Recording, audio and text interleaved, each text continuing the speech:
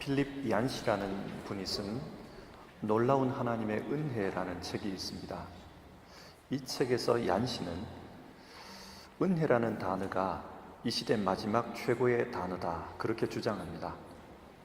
그렇게 주장하는 이유는 이 단어의 원래 의미가 변질되지 않고 그대로 잘 보존되어 있기 때문입니다. 예를 들어 하나님의 이름은 영어로 God 아닙니까? 하나님의 이름은 거룩합니다. 그런데 일상에서 보면 사람들은 이 하나님의 이름을 욕을 할 때 쓰기도 합니다. 이처럼 하나님의 이름조차도 원래 의미를 변질시킨 것입니다. 하지만 은혜라는 단어는 그 의미가 그대로 살아있다고 합니다. 예를 들어 식사 기도를 영어에서는 say grace라고 하고 악보의 꾸밈음을 grace notes, 왕을 부르는 호칭을 your grace라고 부른답니다. 은혜의 의미가, 좋은 의미가 그대로 살아 있습니다. 그래서 필립 얀시는 은혜가 이 시대 마지막 최고의 단어다, 그렇게 주장합니다. 그렇다면 여러분, 성경이 말하는 은혜가 무엇입니까? 사전적인 의미로는 친절, 호의, 선물, 그런 뜻입니다. 그리고 성경에서는 하나님의 사랑으로 말미암아 죄인들에게 주어진 구원의 선물을 은혜라고 말합니다.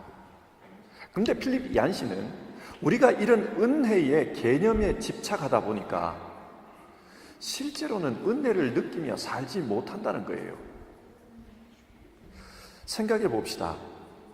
우리 모두도 은혜가 무엇인지는 다 압니다. 머리로는 다 이해합니다. 그런데 진짜 우리의 실생활 속에서 은혜를 느끼지 못할 때가 있습니다.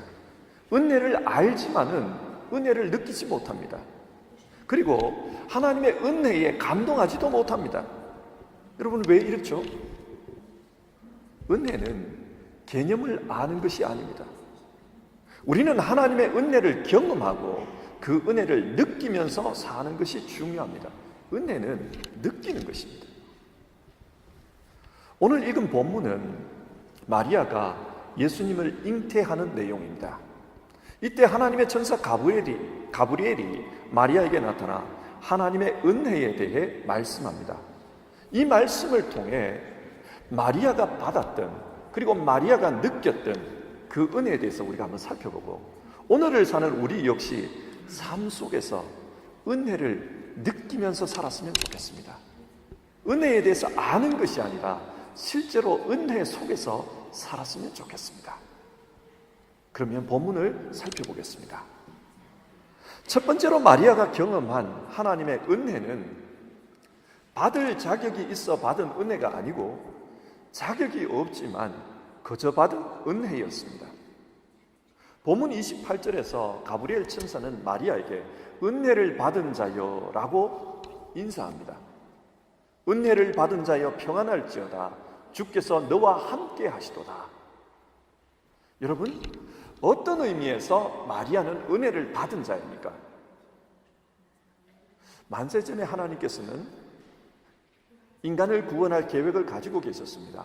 그리고 그 계획을 이루시기 위해 육신을 입고 이 땅에 오셨습니다. 그런데 누구의 몸을 통해서 이 땅에 오셨는가? 마리아의 몸입니다. 그러니까 마리아는 하나님의 구원 계획에 택함을 받은 사람입니다. 이것이 마리아가 경험한 하나님의 은혜입니다. 근데 여러분, 마리아가 그런 택함을 받을 만한 어떤 탁월한 점이 있었습니까? 다른 사람이 가지지 못한 그런 뭔가가 있었습니까? 예를 들어 구약에 나오는 사무엘의 어머니 한나를 한번 생각해 봅시다. 그녀는 기도의 여인이었습니다. 간절한 기도로 하나님께 응답받은 기도의 여왕이었습니다. 뭔가 특별한 것이 있었습니다. 그러나 마리아에게는 이런 특별한 뭔가가 있나요? 오늘 성경에 보면 없습니다. 성경이 말씀해 주는 바에 따르면 마리아는 갈릴리 나사렛에 사는 평범한 처녀입니다. 성경에서 갈릴리가 어떤 곳입니까? 이사야서 9장 2절은 갈릴리를 사망의 그늘진 땅이라고 부릅니다. 이스라엘 역사에서 갈릴리는 전쟁이 빈번했던 곳입니다.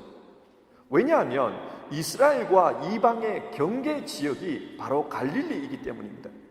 그래서 전쟁이 일어나면 제일 먼저 그리고 가장 직접적인 피해를 보는 것이 바로 갈릴리였습니다.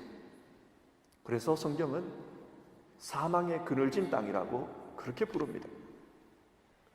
비교해서 한번 생각해 보면 우리가 사는 베를린에는 동베를린과 서베를린이 분단되었을 때 세워졌던 그 장벽이 있습니다.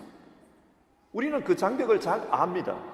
근데 여러분, 그 장벽 주위에는 주로 어떤 사람이 살았습니까? 독일의 부유층, 권력자들이 그 장벽 근처에 살았습니까? 아닙니다.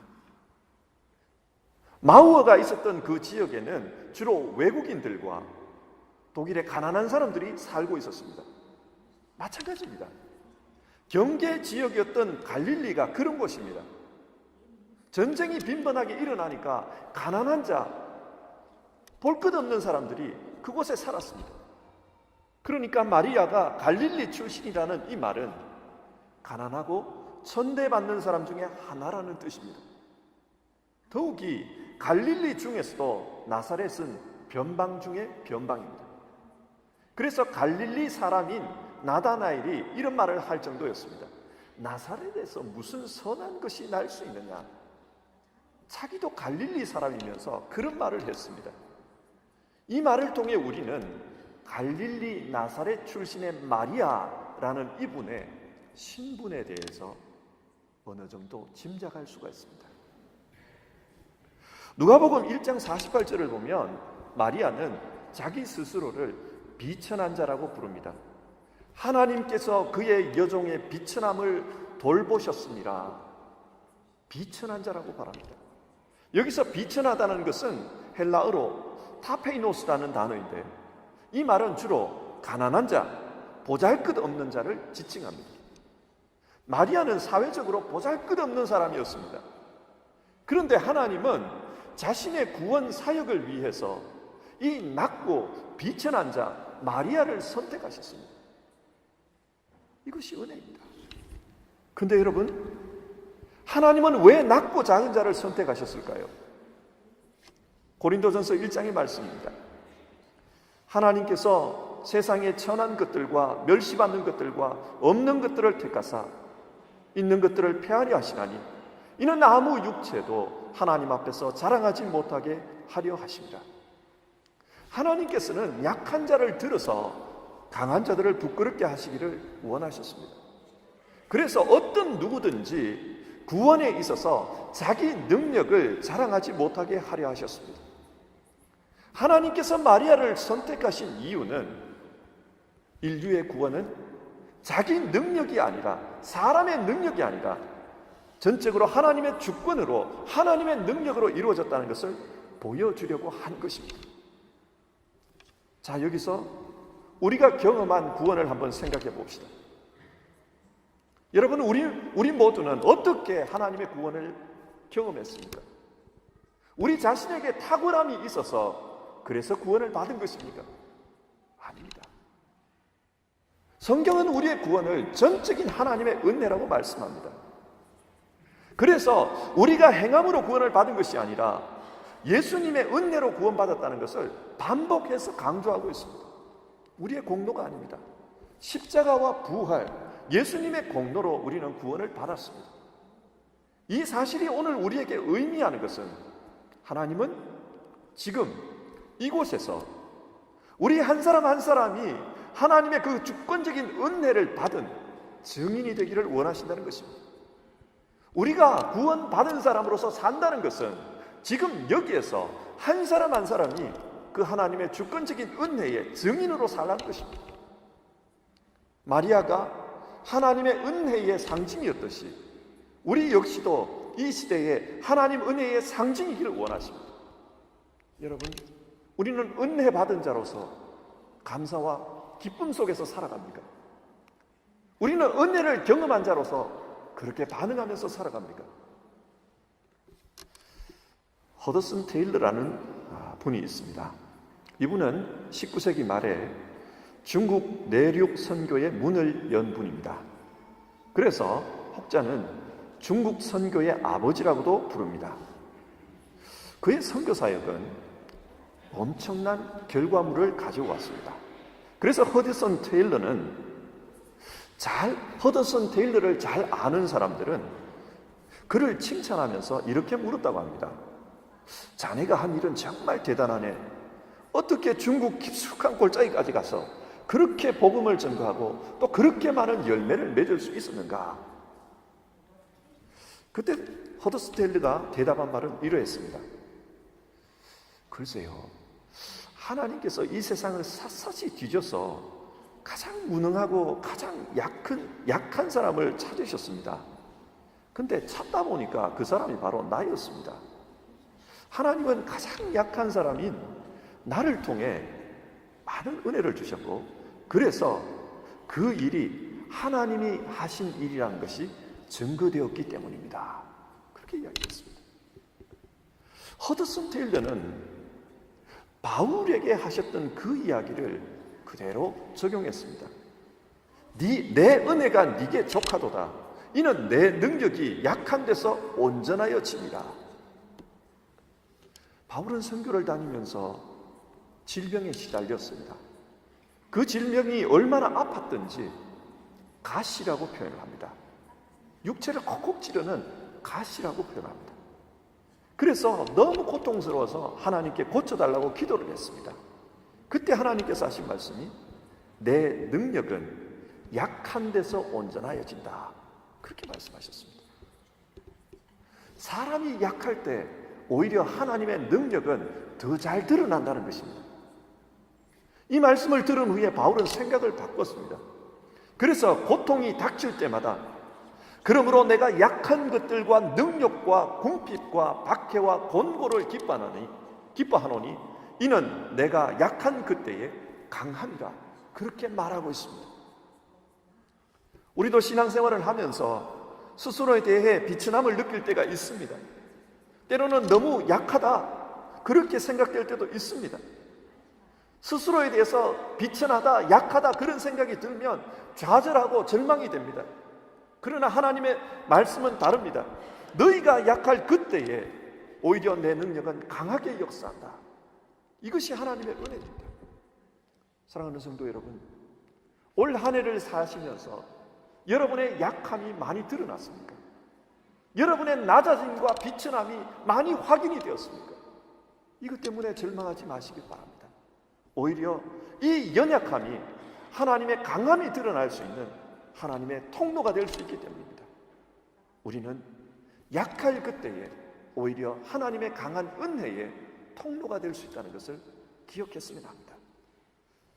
두 번째로 마리아가 경험한 하나님의 은혜는 불행의 모양으로 포장된 은혜였습니다. 본문 29절입니다. 처녀가 그 말을 듣고 놀라 이런 인사가 어찌함인가 생각하네. 마리아가 가브리엘 천사의 인사를 듣고 놀랐다고 합니다. 왜 그 인사말을 듣고 놀랐는가? 그 인사말 속에 이상한 내용이 있었기 때문입니다. 28절을 보시면 하나님이 너와 함께 계시도다. 성경에서 이 말은 하나님께서 선택한 자기 사람에게 뭔가 과제를 맡길 때 그때 이런 말을 하십니다. 하나님이 너와 함께 하시도다. 이 말은 하나님께서 마리아 너에게 어떤 일을 맡기셨다 그 말입니다. 그렇다면 하나님께서 마리아에게 맡기신 일이 무엇입니까? 그 내용이 31절에서 33절에 나옵니다. 보라, 네가 잉태하여 아들을 낳으리니 그 이름을 예수라 하라. 그가 큰 자가 되고 지극히 높으신 이의 아들이라 일컬어질 것이요 주 하나님께서 그 조상 다윗의 왕위를 그에게 주시리니 영원히 야곱의 집을 왕으로 다스릴 것이며 그 나라가 무궁하리라. 마리아가 지금 메시아를 낳을 것이라는 겁니다. 이 일은 영원히 영광스러운 일입니다. 마리아는 메시아의 어머니가 될 것입니다. 그런데 문제는 마리아가 지금 정혼한 처녀라는 사실입니다. 당시 이스라엘에서는 여자들의 경우 12살 혹은 13살 때에 정혼을 했습니다. 이 정혼이라는 것은 오늘날의 약혼과 비슷한 것입니다. 그러나 차이점도 있습니다. 만약 어린 소녀가 정혼을 하면은 법적으로는 이미 유부녀입니다. 정혼은 결혼과 똑같은 구속력을 가집니다. 그러나 실제적으로는 아직 처녀입니다. 왜냐하면 결혼식을 하기까지는 친정에서 살아야 하기 때문입니다. 신랑이 될 사람이 찾아와도 합방을 해서는 안 됩니다. 그러니까 만약 지금 마리아가 임신을 한다면 이것은 불륜입니다.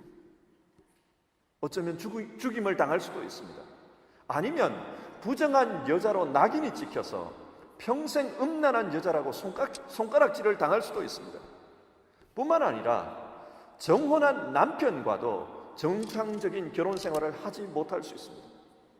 남편이 그 일로 말미암아 평생 의심할 것이기 때문입니다. 만약 마리아가 나는 불륜을 행한 게 아니다, 나는 성령으로 임신했다, 이런 말을 한다면 사람들은 어쩌면 마리아를 미친 여자로 취급할 수도 있습니다. 여러분, 이것이 과연 은혜입니까? 지금 천사가 찾아와서 네가 메시아의 어머니가 될 것이다 라고 말한 이것이 과연 은혜입니까? 이 일을 감당하기에는 마리아는 너무 나이가 어립니다.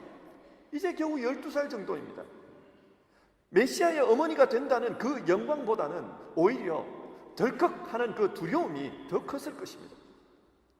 이렇게 보면 하나님이 주신 그 은혜는 은혜가 아니라 고난의 모양으로 쌓여져 있습니다. 겉으로 보면은 고난 그 자체입니다. 그러나 그 포장지를 뜯어내면 그 안에는 은혜라는 선물이 들어 있습니다. 시편 119편은 이렇게 말씀합니다. 고난당한 것이 내게 유익이라. 이로 말미암아 내가 주의 율례들을 배우게 되었나이다. 여러분, 왜 고난이 유익이라고 말을 합니까? 그 고난을 통해서 자기는 진짜 은혜, 진짜 하나님을 깨닫게 되었기 때문이다. 그렇게 말씀합니다. 한국의 성경 주석가 중에 이상근 박사라는 분이 계십니다. 이미 돌아가신 분입니다. 이분은 유명한 신학자일 뿐만 아니라 목회자로서도 아주 유명한 분입니다. 이분이 성경 연구에 몰두하게 된 것은 10살 때쯤에 발에 심각한 병이 생겼기 때문이라고 합니다. 발에 원인 모를 병이 생겨서 큰 고생을 했다는 겁니다. 그의 어머니가 이 아들을 위해서 40일 동안이나 병 낫게 해달라고 작정 기도를 했습니다. 하지만 병은 계속해서 더 심각해져 갔고 결국에는 학교를 갈 수 없게 되었다고 합니다. 학교를 갈 수 없으니까 집에서 성경을 읽기 시작한 것입니다. 그리고 그의 어머니는 이 아들의 병이 어떻게 하면 나을 수 있을까? 그래서 좋은 약을 수소문하고 다녔고요. 아픈 곳에 좋다고 하는 한약을 구해와가지고 거기에 붙였습니다. 근데 문제는 그 한약이 부작용으로 말미암아 오히려 다리를 쓸 수 없는 지경에까지 이르고 말았습니다. 그래서 몇 년간 걷지를 못해서 학교를 가지를 못했고 집에서 성경만 읽다 보니까 결국에는 성경을 거의 외울 정도가 되었다고 합니다. 이분은 거의 60년 동안을 그렇게 발 때문에 고생을 했다고 합니다. 그리고 1993년 은퇴식을 하면서 그 교회의 의사 선생님의 권유로 수술을 받았는데 수술을 해보니까 발 뒤꿈치에서 1.5cm 정도 되는 철사가 나왔다는 겁니다. 아마도 어릴 때에 친구들하고 뛰어놀면서 맨발로 뛰어놀다가 철사가 박힌 것을 모르고 있었던 것 같아요. 이 수술 이후에 이 목사님은 그런 이야기를 했다고 합니다. 이 철사가 내게는 가시다. 60년 동안 나를 찔렀지만은 나는 이 철사 덕분에 내가 성경이 하나님 말씀인 줄 알았고 이 천사 덕분에 나는 성경학자가 되었다. 이 참 하나님의 크신 은혜가 있는 이 철사다. 나는 하나님께 감사한다. 그런 말씀을 했습니다. 그렇습니다. 어쩌면 그분은 이 천사 덕분에 유명한 성서학자가 되었는지 모르겠습니다. 그에게 임한 은혜는 고난이라는 그 포장지 속에 쌓여져 있었습니다. 그래서 그 고난을 벗기고 보니까 진짜로 은혜였습니다. 여러분, 우리의 삶은 어떻습니까? 사람들은 인생을 고난의 바다, 고해라고 말합니다. 그렇게 보면 모든 사람들은 고난 가운데 살아가는 것이 사실입니다. 그래서 그 고난 때문에 때로는 누군가를 원망하기도 하고 또 그 고난을 피하기 위해서 도피하는 인생을 살기도 합니다. 하지만 하나님은 그 고난 가운데 은혜를 숨겨놓기도 하십니다. 마리아가 만약 그 고난을 피해버리고 담당하지 않았다면 여러분 결과는 어떻게 되었을까요? 우리는 고난 속에서 고난 그 자체만을 생각할 것이 아니라 고난 뒤에 숨겨져 있는 하나님의 은혜를 바라볼 수 있어야 합니다. 우리의 눈은 고난을 투시해서 하나님이 숨겨놓은 그 은혜의 선물을 볼 수 있어야 합니다. 그래서 우리 역시도 내가 고난당한 것이 내게 유익이라 그 고백을 할 수 있었으면 좋겠습니다. 사랑하는 성도 여러분, 올 한 해를 살아오시면서 여러분이 당한 고난 때문에 나는 은혜를 받지 못했다, 그런 생각이 드십니까? 그렇다면 그 고난 뒤에 있는, 그 고난의 포장지 안에 있는 그 하나님의 은혜를 한 번쯤 생각해 보셨으면 합니다. 하나님은 올해 우리를 통해서도 고난을 통해 하나님의 은혜를 열어 가셨을 것입니다. 세 번째로 하나님의 은혜는 믿음으로 순종하는 자에게 주어진 은혜였습니다.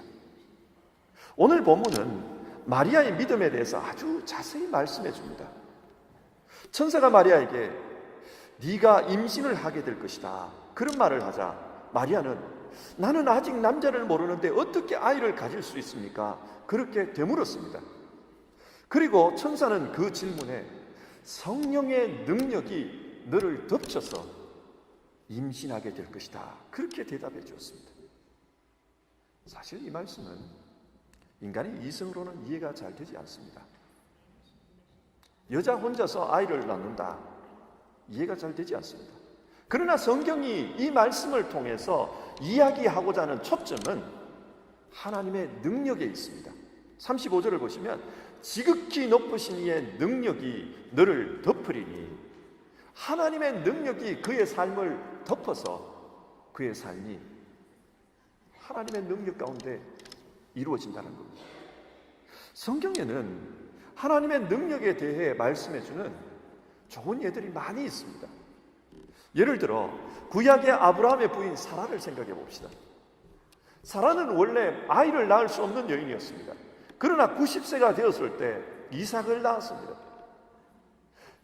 하지만 이때 아브라함과 사라는 사실 하나님께서 하셨던 말씀을 의심하고 있었습니다. 그래서 하나님께서 그 당시에 아브라함에게 이런 말씀을 합니다. 여호와께 능치 못할 일이 있겠느냐? 기한이 이를 때에 사라에게 아들이 있으리라. 아브라함이 의심하고 사라가 의심하니까 하나님께서 말씀하십니다. 여호와께 능치 못할 일이 있겠느냐? 사라는 하나님의 능력으로 이삭을 낳았습니다. 그런데 마리아의 입장에서 생각해 보면 사라는 너무 오래전의 사람입니다. 하나의 옛날 이야기처럼 과장된 이야기처럼 생각될 수도 있습니다. 그래서 하나님은 마리아 당대의 현대판 사라를 보여주십니다.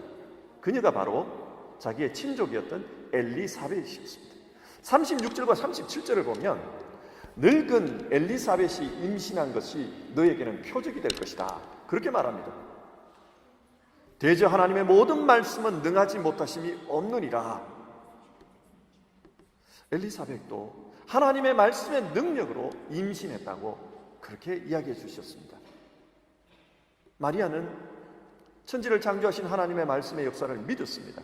그래서 38절을 보면 주의 여종이오니 말씀대로 내게 이루어지이다 신앙 고백을 했습니다. 그녀는 하나님의 말씀을 믿었고 그 말씀에 순종했습니다. 만약 우리에게 누군가가 도무지 이해되지 않는 그런 제안을 했다고 한번 가정해 봅시다. 그런 제안을 하면은 여러분은 그 사람에게 뭐라고 말하겠습니까?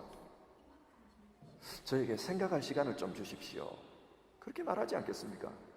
그래서 생각하면서 이리 재어보고 저리 재어보고 고민하고 판단할 것입니다. 그러나 마리아는 즉각적으로 순종했다고 합니다. 왜 그렇습니까?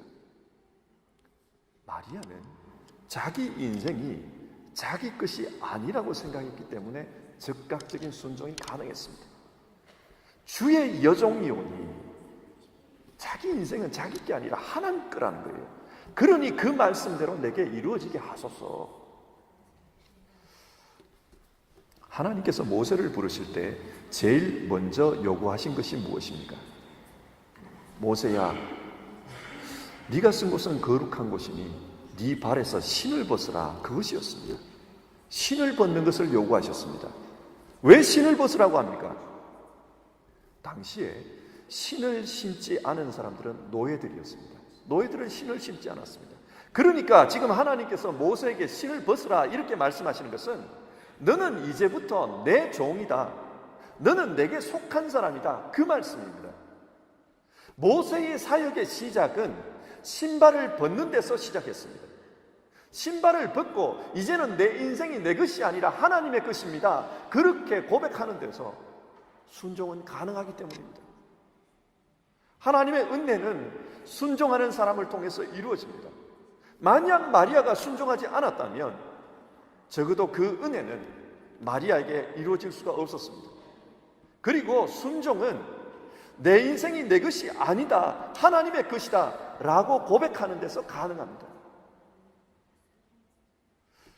이상에서 보면 은혜는 전적인 하나님의 주권이다, 그렇게 말씀을 드렸습니다. 동시에 하나님의 은혜는 그 사람의 순종이 있어야 이루어진다고도 말씀드렸습니다. 여러분, 신앙이 뭡니까? 신앙은 하나님과 우리 사이의 관계입니다. 하나님께서 주권적인 은혜를 부어주시고 우리는 그 주권적인 은혜에 대해서 순종으로 응답할 때 그때 하나님의 뜻이 이루어집니다. 올 한 해 만약 우리에게 은혜가 없었다고 주장을 하신다면 둘 중에 하나입니다. 하나님이 우리에게 주권적인 은혜를 행하시지 않았거나 아니면 우리가 순종함으로 그 은혜를 받지 않았기 때문입니다. 둘 중에 하나일 것입니다. 말씀을 맺겠습니다. 오늘 말씀은 하나님의 은혜에 대해서 이야기하고 있습니다. 예수님의 어머니 마리아는 하나님의 은혜를 받은 자였습니다. 어떻게 그 은혜가 마리아에게 임했는가? 여러분, 마리아가 이스라엘에서 미모가 제일 뛰어난 분이었습니까? 그래서 하나님은 그 아름다움 때문에 마리아를 선택해서 메시아가 태어나게 하셨습니까? 아닙니다.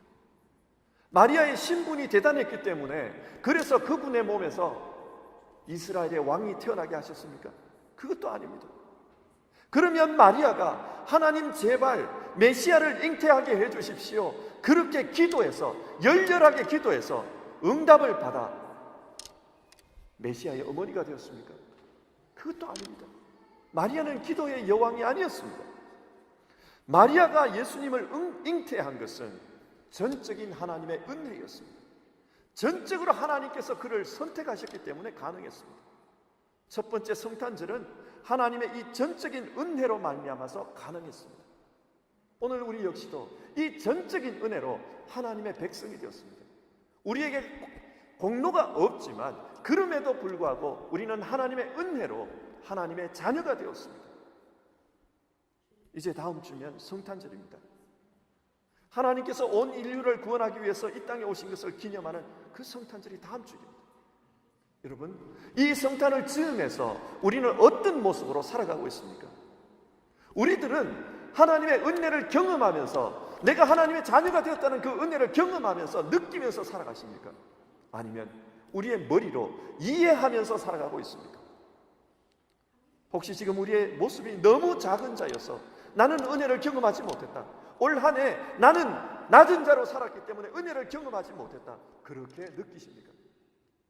그리고 지금 우리의 처지가 고난으로 둘러싸여져 있어서, 고난의 포장지로 이렇게 가려져 있어서 나는 은혜와 거리가 멀다. 그렇게 느끼십니까? 오늘 말씀을 통해서 한번 생각해 봅시다. 하나님의 은혜는 오히려 작은 자, 고난으로 포장된 그 삶 속에 더 강하게 나타났습니다. 우리가 이 사실을 믿으며 우리에게 주어진 믿음의 길을 순종하는 마음으로 걸어간다면 하나님은 우리에게 그 은혜를 느끼게 하실 것입니다. 마리아에게 은혜 받은 자여라고 말씀하셨던 것처럼 오늘 보이지 않는 우리의 삶 속에 하나님께서 숨겨놓으신 그 은혜를 경험하도록 인도해 주실 것입니다. 사랑하는 성도 여러분, 은혜를 머리로 아는 사람이 아니라 은혜를 정말 누리면서 사는 사람이 되었으면 좋겠습니다. 은혜는 아름다운 단어입니다. 그 아름다운 일들이 진짜 우리의 삶에 일어났으면 좋겠습니다. 머리로 은혜를 이해하지 말고 은혜를 경험하고 느끼는 올 성탄절이 되었으면 좋겠습니다. 그래서 우리 모두 하나님의 은혜의 증인으로 살기 원합니다. 기도하겠습니다. 사랑 많으신 하나님, 오늘 말씀을 통해 작은 자에게 찾아오셨던 하나님의 은혜, 고난으로 비춰졌던 하나님의 은혜를 생각해 보았습니다. 오늘 우리 가운데는 하는 일이 잘 되지 않아서 남들과 비교해 보니 스스로가 뒤처졌다는 생각 때문에, 그래서 스스로를 작은 자라고 느끼며 나는 은혜와 거리가 멀다 라고 생각하는 분들이 있습니까? 그리고 육체적인 고난, 정신적인 고난, 경제적인 고난, 삶의 여러 가지 문제들로 나는 고난 속에서 살아가기 때문에 내 삶은 은혜와 거리가 멀다, 그렇게 생각하는 분들이 있습니까? 하나님, 이 성탄절에 마리아에게 보여주셨던 그 은혜를 우리 모두도 느끼며 살게 하여 주시옵소서. 오히려 작은 자에게 큰 은혜를 주셨던 하나님, 그리고 고난으로 비춰지지만 그 속에 큰 은혜가 숨겨져 있게 하셨던 하나님, 우리 성도님들의 삶 속에서도 그런 은혜가 느껴지는 이 성탄절이 되게 하옵소서. 믿음의 길이 어렵지만 묵묵히 하나님의 말씀을 믿으며 순종하는 그 모든 분들에게 이 하나님의 은혜가 나타나는 이 성탄 시즌이 되게 하여 주시옵소서. 예수님의 이름으로 기도드립니다.